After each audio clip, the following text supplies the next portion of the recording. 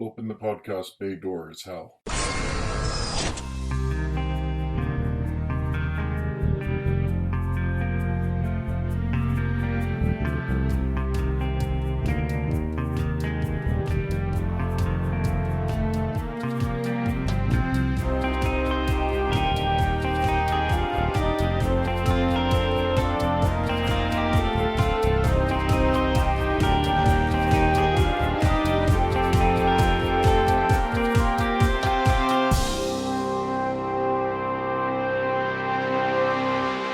Everyone, and welcome to episode 45 of Welcome to Geektown. I'm your host, Kurt Onstead. I've been a proud geek all my life, being into role-playing games, board games, sci-fi, fantasy, and especially superheroes and comics. And I want to help others join me in those pursuits. But I've found that sometimes people can get overwhelmed or feel left out because they don't already have what some consider the requisite knowledge to be considered a fan. And that's where Welcome to Geektown comes in. Here you can ask your questions without feeling like a gatekeeper is calling you out for not yet being fully versed in every aspect of your new interest. I haven't received any new reviews in quite some time, so please, if you haven't already done so, I'd really appreciate you heading over to Apple Podcasts and giving a 5-star review in order to move me up on the algorithm.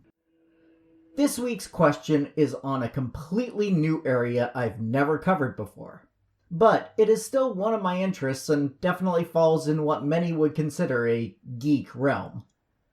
Joel L. used the Submit a Question form over at the website to say, "Where do you stand on the Sondheim versus Webber debate?" For those who don't know, what is the Sondheim versus Webber debate, and why do theater people care? Well, first off, Joel, it's Lloyd Webber. He has what is called a barreled last name, so you use both when referring to him by his surname. And what with Lloyd Webber's classic musical Cats coming to the big screen soon, this is a perfect time to cover your question. Thanks for asking it. Since musical theater is arguably even more niche a fandom than sci-fi or comics, let's first start by discussing the two men involved in this debate. First up is Stephen Sondheim, who was born in 1930, not too far from the Broadway stages his works would end up on. Probably his most famous work is West Side Story, but you may also be familiar with other pieces he contributed either music, lyrics, or both to. Some of those better-known productions include Sweeney Todd, A Little Night Music, A Funny Thing Happened on the Way to the Forum, Into the Woods, and Gypsy. I appeared in a dinner theater production of this, making it a personal favorite of mine. He's won multiple Tonys, Grammys, the Pulitzer, and was awarded the Presidential Medal of Freedom by President Obama. Sondheim has been involved with musical theater from a very young age, befriending the son of legendary lyricist Oscar Hammerstein, who took the 10-year-old boy under his wing. When Sondheim wrote his first complete musical at the age of 16, titled By George, Hammerstein critiqued the work at Sondheim's request. Stephen has been quoted as saying that he learned more about songwriting and musical theater in that afternoon than most people learn in a lifetime. Sondheim also got a formal education in musical theater by attending Williams College in Massachusetts. Once he graduated, he worked primarily as a lyricist at first, working with Leonard Bernstein on West Side Story and Julie Stein on Gypsy, but eventually graduated to his first Broadway play as both lyricist and composer. A Funny Thing Happened on the Way to the Forum. Since then, the great majority of his works have been solo ventures musically speaking, with other writer-directors handling the book. That's the non-sung line spoken by the cast. On the other side of the pond, the Right Honourable Lord Sir Andrew Lloyd Webber was born in 1948 in London to a musical family. His full titles come from being knighted by Queen Elizabeth II and from his tenure in the House of Lords in Parliament. Both of his parents were professional musicians, and his brother Julian is a renowned cellist. With this lineage, it's no surprise that Andrew started writing music from a young age, beginning with a suite of 6 pieces at the age of 9. He met lyricist Tim Rice at the age of 17, and the pair worked together nearly continuously for over a decade, creating Joseph and the Amazing Technicolor Dreamcoat, Jesus Christ Superstar, and Evita. They went their separate ways after that, although they have worked together occasionally since then. Lloyd Webber has collaborated with a number of lyricists since then, and you'd be hard-pressed to not recognize some of the works he's created, including Cats, Sunset Boulevard, Aspects of Love, and The Phantom of the Opera. Considering how few musicals have been adapted to the silver screen in the last 50 years, Lloyd Webber's count of 4 is quite impressive. Like Sondheim, Lloyd Webber has racked up a substantial number of awards.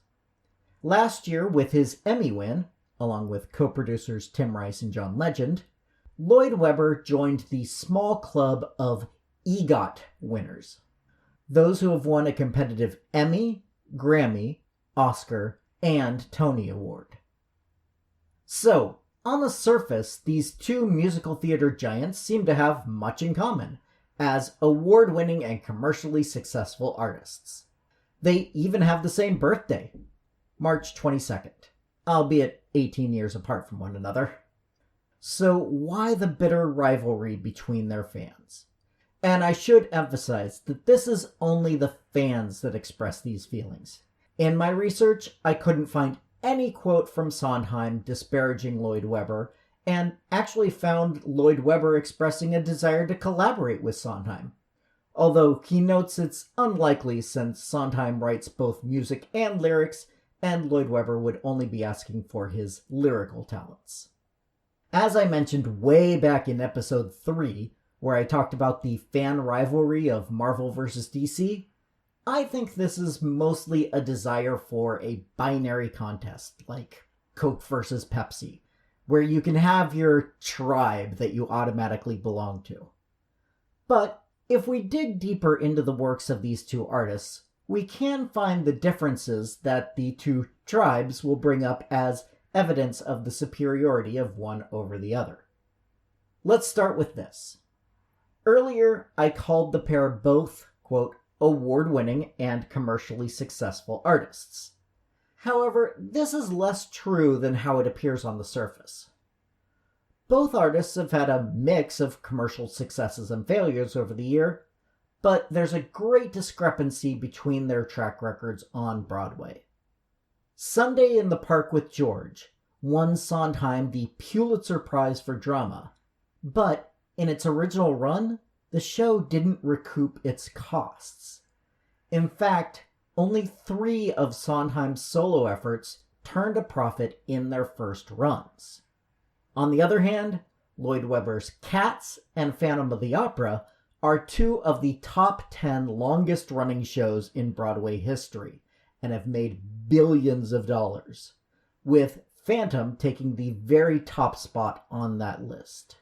And it's still running now, so it'll be a while before another show can claim that title. Even Sunset Boulevard, which was one of Broadway's biggest financial flops, ran for 2 years. It was the costs of the show, partially due to lawsuits during its pre-production, that caused it to not turn a profit, not lack of ticket sales. On the awards side, yes, both have won their share of accolades, but this is where Sondheim beats Lloyd Webber. With 8 Grammys to Lloyd Webber's 4, 8 Drama Desk Awards, Webber has been awarded 1, the prestigious Pulitzer Prize, and more Tony Awards than any other person in history, Sondheim's work is lauded as some of the best musical theater has to offer by critics. And comparing the award wins versus the financial success is where we really get to the crux of the argument between musical theater factions about the merits of Lloyd Webber versus Sondheim. It's the age-old discussion of pop art versus art for art's sake. Now, at this point, I'll be venturing less into fact and more into opinion. These are not necessarily my opinions I'll be espousing, but those of the two different factions. To Sondheim fans, his works are puzzles that need to be carefully examined and listened to over and over to appreciate the craftsmanship. Outside of musical theater, one of Sondheim's biggest loves is puzzle making. Some of his completed works were even published in New York Magazine in the late 60s. Sondheim fanatics will call Lloyd Webber's works repetitive and simple, and they do have some evidence to back that up. As one prominent example, Music of the Night, arguably the best-known number from Phantom of the Opera, is 6 minutes long, but basically repeats the same 6 measures over and over.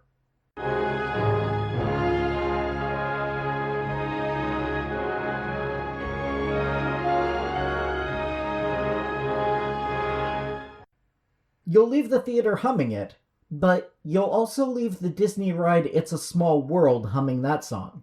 That doesn't necessarily make it good. This argument reminds me of another comparison made in an earlier episode, specifically episode 24, Star Wars versus Star Trek, although I didn't bring up this aspect much, focusing more on the genre differences. When online fights break out between Trekkies and Warriors, the Trekkie side of the argument will call Lucas's stories simple with bad dialogue, and the Star Wars side will say that the popularity of the franchise shows how much better Lucas is at pulling at emotional heartstrings compared to Roddenberry's drier science-based stories. While it's easy to think of Star Trek as a financially successful franchise, and most of the movies have made a profit, I will note that only 2009's Star Trek and its first sequel, Star Trek Into Darkness, considered by most fans to be the least Star Trek of the movies, are the only ones that have had box office totals comparable to even the least successful live-action Star Wars movie, Solo. Getting back to the main topic. Another accusation you'll hear from the anti-Lloyd Webber crowd is that he is a plagiarist. Lloyd Webber has been to court twice over such claims. One by songwriter Ray Rep was ruled in Lloyd Webber's favor, while one by Puccini's estate was settled out of court, with the public kept in the dark about the details of that outcome. Former Pink Floyd member Roger Waters has pointed out the similarity between the opening organ notes in Phantom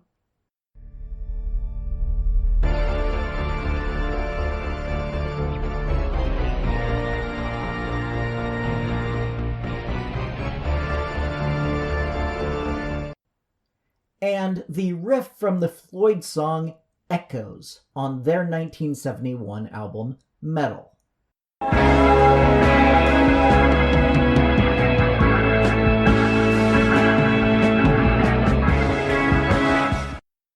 Waters has said that he probably has a reasonable case, but doesn't want to deal with the time and money involved in bringing it before a judge. Having listened to a few of the clips side by side, you can find those comparisons on YouTube, I think arguments can be made either way. For instance, the riffs mentioned earlier are simple walk-downs and walk-ups of chords. That's a common enough trope in songwriting. On the other hand, while Lloyd Webber adds a D at the beginning and the end, they are otherwise identical notes at basically the same tempo. It could be unconscious inspiration, it could be theft. And of the clips I've heard, that one is the one I found most similar. So without more evidence, I won't pass a final judgment myself. Now, what do Lloyd Webber fans say about Sondheim? Well, pretty much nice things. I dug through message boards debating Sondheim versus Lloyd Webber, and the two sides were basically, Andrew Lloyd Webber is awful, for the reasons I mentioned earlier, and both are good in different ways. I couldn't find anyone who seriously tried to put forward an argument that Lloyd Webber is good, but Sondheim isn't. And that's where I come down on the discussion as well.